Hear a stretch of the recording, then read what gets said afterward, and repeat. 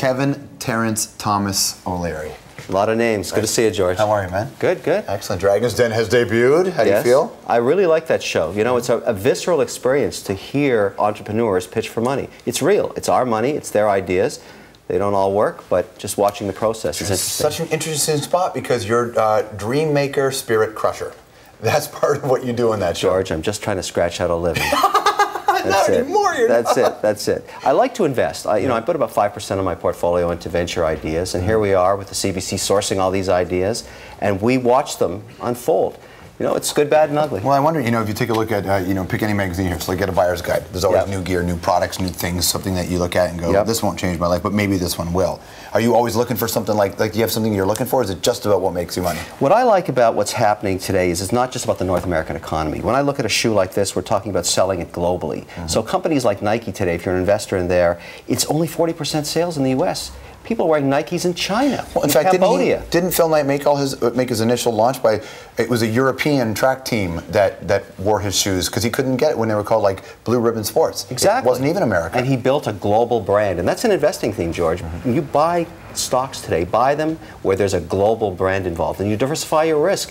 You know, the American dollar's plunging. You don't care if you invested in Nike because they're selling stuff in Germany and France and Ethiopia. Aside from just business, you like music too. I love music. Quite a bit. You know, I see the first evidence today. I don't know if you saw this happen, George. Amazon just announced a whole new website for downloading music. It's like iTunes, but their version, right? Right. There's no digital control in them. They're open MP3s. Yeah. This industry's finally getting the joke. I'm going to buy music that doesn't have any DRM in it, has no digital management, so I can put it on any device I want. I'm starting to spend money again in the music business. This is great. I think these guys are going to turn it around. It's been such a disaster for them. 1977, year of punk, or pick a year. What was your big year in music for you? I'd have to say, 68 to 72 are the golden years. You think about people that are still knocking off the Beatles and Led Zeppelin and the Doors. Those were classic tracks that you find again coming back over and over again because they had the hooks and they had the looks and they set up what rock and roll is today. Oh, Jimi Hendrix and the Stones. It was fantastic. The Stones are still going. Yeah,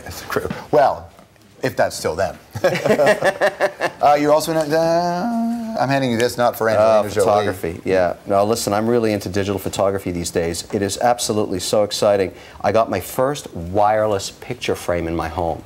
It serves up my photos, and I took all my own negatives, 56,000 of them, and have them scanned in, and now it has pictures of my youth just floating on the walls. That's the future, George. When you look at that kid on the walls. It's me with hair. What do you think of? What do you see in that kid's eyes? Well, what I like about it is it's bringing back my family history digitally in a way that I never could have thought. You know, most people kept their photos in a box. Now that they're digital, I send them out to my parents, my aunts and uncles, my own children look at them. Everybody's just sending this stuff around. It's a wonderful world. What do you see in that kid's eyes? You know, I see a guy that probably was pretty excited and didn't know how tough life could be. And I see that in my own kids' eyes now. I'm saying to them, listen, it's ugly out there. You've got to think about what you're going to do. So you tell your kids, life's tough.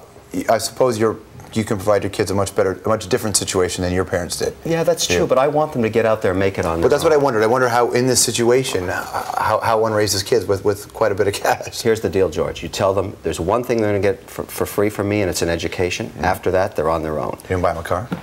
Maybe, but I want to give them what my parents gave me, a great education. That's what you need, an opportunity. And I think once you do that for them, they've got to strike out on their own.